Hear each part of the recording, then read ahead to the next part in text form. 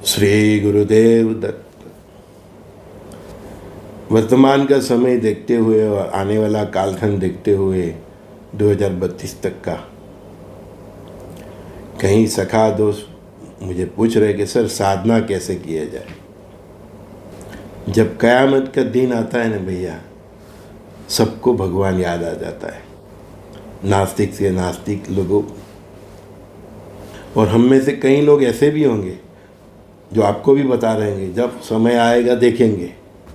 अभी तो कुछ नहीं हो रहा है ना, अभी तो 900 करोड़ है दुनिया में आबादी, कहाँ इतना कुछ हो रहा है। केवल रसिया यूक्रेन का लड़ाई चल रहा है, मिडल ईस्ट में चल रहा है, ऐसा वैसा। दिल्ली में एक आध बॉम्ब ब्लास्ट हो गया, उससे क्या होता है, होता रहता है एक्सीडेंट, हाँ वो तो होते रहते हैं, जिंदगी ये चलता रहता है। तो ऐसे लोग लास्ट मोमेंट आ जाएगी ना, जब क़यामत का उसको बोलते हैं अंतिम दिन, तब तक वो लोग ऐसे ही बातें करते रहेंगे। हमने हमारे इतिहास में से भी देखा है कि रावण हो या दुर्योधन, जब मौत उसको स्पर्श करने लगी, जब मौत उनको स्पर्श करने लगी, मौत जब उनको सामने दिखने लगी, तब उन्होंने माना, तब रावण ने राम को भी माना। मरने के बाद उसने अपने सब परिवार वाले को भी बोला था कि जाओ राम से कुछ सीखो। और मरने की लाश गिरी थी तब दुर्योधन को भी अक्ल आई थी। तो जो आपको ये सब बता रहे हैं ना, उनको तो तभी अक्ल आने वाली है। लेकिन वो अक्ल तब आए तो भी क्या फ़ायदा, क्या करे जब चिड़िया चुग गई खेत, है। जो भी वक्त है वो अभी का है। तो प्रश्न बहुत अच्छा है कि साधना कैसे किया जाए। हमारे गुरु महाराज बोलते थे कि मेरे कई भक्त हैं, उसमें से कई ऐसे हैं जो बिना स्वार्थ आते हैं, बस उनको परमात्मा में विश्वास है और उनको मालूम पड़ा कि इधर कोई आश्रम है, गुरु है, आ गए और भक्ति से गुरु महाराज के साथ जुड़ गए। कई लोग इसलिए आते हैं कि नहीं ये तो अवधूत महाराज है, बहुत समर्थ है, चलो नहीं हम जाए, हमारा कुछ काम हो जाए, है। ये लालच से भी आते हैं, स्वार्थ से भी आते हैं। तो गुरु महाराज स्वार्थ से जो लोग आते हैं उनका भी शुरू में काम कर देते हैं। इसलिए कर देते हैं कि उसको परमपिता परमात्मा की शक्ति में विश्वास आए और वो भक्ति के मार्ग में चल पड़े। ऐसे हमारे पास भी आते हैं कोई, सब हमारा माप निकालने के लिए ही आते हैं। हम जानते भी है कि बस इसको ये स्वार्थ है इसलिए बात कर रहे हैं, हम कुछ नहीं बोलते। लेकिन जितना हमको समझ में आता है हम उनको जवाब भी देते हैं। फिर उनका कभी फ़ोन भी नहीं आता, व्हाट्सएप पे भी मैसेज नहीं आता। कहीं तो ऐसे 5-10 साल होते हैं बाद उनको कुछ होता है तब याद करते हैं। तो ऐसे स्वार्थीले भी भक्त होते हैं, नहीं होते ऐसा नहीं, होते हैं। अपनी उनकी जो बात है उनको समाधान मिला नहीं मिला, फिर उनका फ़ोन मैसेज कभी नहीं आता। तो ऐसे गुरुओं के पास भी ऐसे स्वार्थी लोग आते हैं। तो किसी भक्त ने पूछा होगा, साल बात जी ये तो उसका ये स्वार्थ है इसलिए आया है। तो गुरु महाराज ने भी यही कहा था कि मेरे 2 प्रकार के भक्त हैं। एक तो जिनको मालूम है कि इधर एक ऐसी चैतन्य शक्ति है, अवधूत आश्रम है, और जन्मों जन्म से जो भक्ति से जुड़े हुए होते हैं, तो वो भक्ति भाव से आते हैं, कोई स्वार्थ नहीं होता। वो गुरु के सामने कभी अपनी डिमांड भी रजू नहीं करता। मेरे फादर भी ऐसे थे, पूरी ज़िंदगी उन्होंने गुरु महाराज की सेवा की, लेकिन अंतिम वक्त तक उन्होंने कभी कुछ नहीं मांगा। कई बार गुरु महाराज ने उसको पूछा भी, उनको बॉडी वाला से ही बोलते हैं, बॉडी वाला कुछ तो बोल, तेरे को क्या चाहिए, तू इतनी सेवा करे, तेरा ऋण मेरे पे चढ़ गया है। तो मेरे परिवार भी, मेरे पापा भी इतने निर्लेप थे, निस्वार्थ थे, सब उनको तुलसीदास ही बोलते थे। बोला मुझे कुछ नहीं चाहिए, आपको जो भी देना है मेरे बच्चों को दे देना। तो मुझे ये दिया जो आपके सामने है, संजय दृष्टि। मेरा भाई भी बहुत अच्छी पोजीशन में है, वो बड़ा अच्छा बड़ा मोटा वकील बना है, नामी वकील है। तो उसकी वो इच्छा थी तो वो दिया, मेरी ये इच्छा थी तो मुझे ये दिया, है ना। तो मेरे पापा भी बहुत निर्लेप भक्त थे, 40 साल तक वो आश्रम की सेवा की, पूरा जीवन, कभी उनसे कुछ नहीं मांगा। तो ऐसे भी भक्त होते हैं कि जिनको गुरु सामने से आकर पूछते हैं, भाई तेरे को क्या चाहिए, तू इतना निस्वार्थ भाव से मेरी भक्ति कर रहा है, सेवा, बोल ली तेरे को क्या चाहिए। मेरे पापा ने कभी कुछ नहीं मांगा, बोला जो भी देना आप मेरे बच्चों को देना। कितनी निस्वार्थ भक्ति, कितनी निस्वार्थ भक्ति मेरे पापा से ही मैंने भी सीखा है। कुछ नहीं मांगा। 40 साल संत अवधूत की सेवा, और वो भी ऐसे संत कि जिसके आशीर्वाद मात्र से आपके कार्य हो जाए। कई बार पूछा, गाड़ी चाहिए, बंगला चाहिए, सोना चाहिए, बल्ली बता तू क्या चाहिए। बोले मुझे कुछ नहीं चाहिए।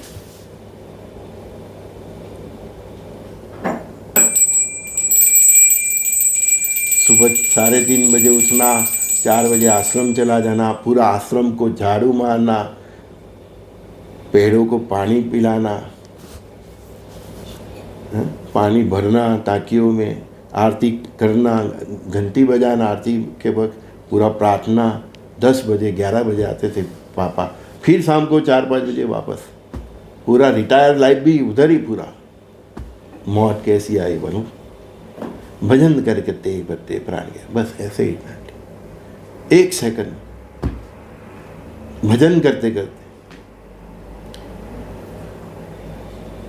मुझे भी मालूम पड़ ही गया था कि मेरे पापा जाने वाले हैं। तो दिसंबर की बात थी, मैंने बोला पापा चलो, आपने तो मुझे बहुत यात्रा धाम कराया, अभी मेरी इच्छा है मैं आपको ले जाऊं सब जगह। मुझे तो मालूम पड़ गया था कि मेरे को अभी पापा का वक्त आ गया है। हम लोग पूरा घूमे, द्वारका, सब सोमनाथ, सब बड़े बड़े जो भी वो जहाँ नहीं गए थे। फिर द्वारकाधीश का दर्शन करके बाहर निकले, हम सब परिवार साथ में थे, फ़ोटो निकाल रहे थे। मैंने उसी टाइम मेरे फादर को बोला, पिताश्री इस ध्वजा का दर्शन कर लीजिए।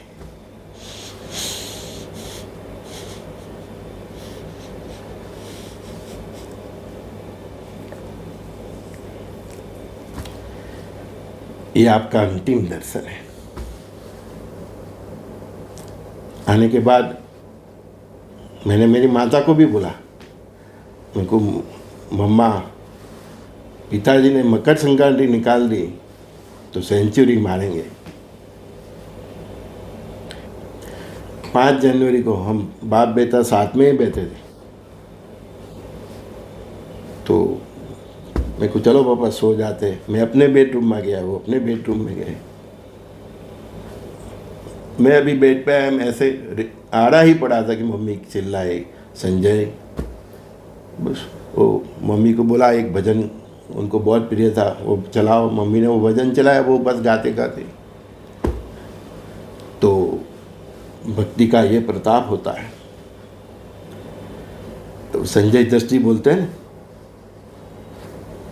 तो मैं मेरे पापा को भी जाते नहीं रोक सका था, मुझे कंफर्म था कि वो जाने ही वाले। मैंने मेरे पापा को भी बता दिया था कि पापा ये उतराना आपने निकाल दी तो फिर आप सेंचुरी मारेंगे, लेकिन 5 जनवरी को ही चल बसे। 1 सेकंड बस भजन सुनते सुनते छोड़ दिया ओमकार करके।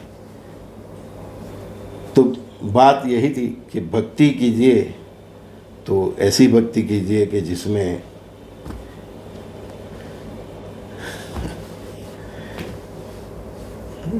कभी कोई फरियाद नहीं। जिंदगी भर साइकिल चलाई, हमने बोला ये चला वो चलो नहीं, पैदल चले। जो कपड़े हम पहना है वो पहने, उसकी कोई इच्छा ही नहीं। जो खाना कुछ नहीं, स्वाद से भी पर, सबसे पर।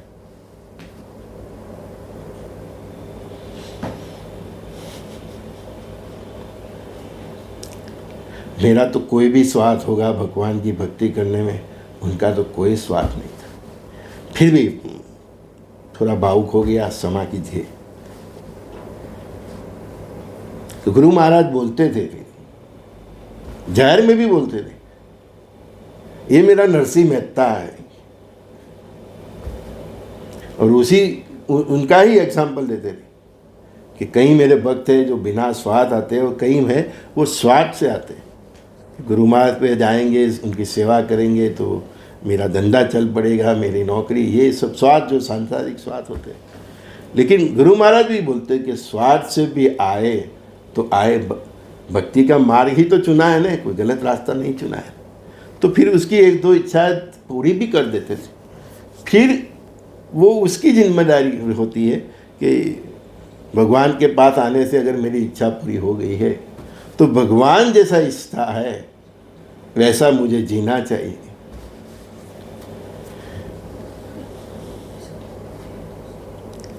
मैंने बोला ना कि परमात्मा बहुत कोशिश करते हैं, आपकी इच्छाएं भी पूरी करते हैं, लेकिन वो एक ही चीज़ चाहते हैं कि आप उनके जैसा बनो। लेकिन हम गलती क्या कर देते हैं, हमारी इच्छाएं तो परमात्मा पूरी कर देते हैं, लेकिन हम उसके जैसा, उसको जो चाहिए ऐसा शुद्ध सात्विक जीवन, चरित्र संभाल के जीने का, सखा भाव से जीने का, परस्पर देव भाव से जीने का, वसुदेव कुटुंबकम भाव से जीना, वो हम नहीं सीखते। कि स्थूल रूप से तो आपका पिता कोई और है, लेकिन जो परम पिता परमात्मा है हम सीखना ही नहीं चाहते। यही गलती है हमारी। और ये भी जानते हैं कि कितने की मैयत में गए, खाली हाथ आया, खाली लाख चला गया। हम बोलते भी है इतना कमाया क्या जिया, हम दूसरे के लिए भी बोलते हैं, इतना बुरा करके साला मर गया, इतना कमाया तो अभी कुछ मतलब उसका, हम दूसरे के लिए बोलते हैं, खुद के नहीं लिए नहीं सोचते। अपने बीवी बच्चों के लिए हम ना करने का काम करते हैं और पाप की पोटली बढ़ाते जाते हैं, जबकि ये मालूम होना चाहिए हमारी संस्कृति और उनसे कि ये एक ऋणानुबंधन है। वाल्मीकि लुतारू को नारद जी ने यही पूछा था, जा तेरी बीवी बच्चे को पूछ ले, तू जो ये गलत कर रहा है उसके पाप के भागीदार है। सब ने बोल दिया ना। तब उसकी आंखें खुल गई। मैं आपको पूछ रहा हूँ, मैं आपको, संजय जस्टी आपको पूछ रहा है कि आप जो भी पाप कर रहे हैं आप पूछो अपने परिवार को। मेरे जो भी यहाँ बहनाएँ हैं, माताएँ हैं, भाई हो, जाओ अपने परिवार से पूछो कि आप जो पाप कर रहे हैं उसके भागीदार हैं। आप भी वाल्मीकि ऋषि बन जाओगे। संजय दस्ती का सभी दोस्तों को प्रणाम। बस इतना काफ़ी है, इतना समझ गया, इस चैनल का उद्देश्य सफल हो जाएगा। संजय दस्ती ज्ञान प्रसार प्रस्थान चैनल का उद्देश्य सिद्ध हो जाएगा।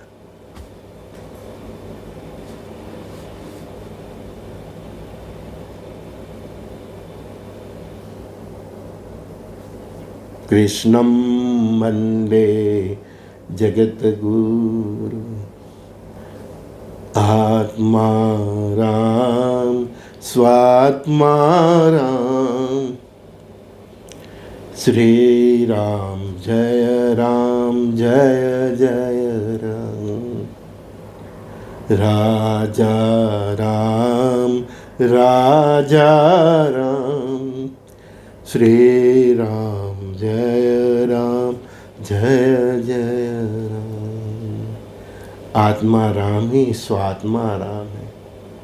जो राम की पूजा भक्ति आप अयोध्या जाके करते हो, दर्शन करने के लिए अयोध्या मंदिर की लाइन में खड़े रहते हो, अपने शहर गांव से दूर दूर चल के जाते हो, ट्रेन में जाते हो, बस में जाते हो, हवाई जहाज में जाते हो,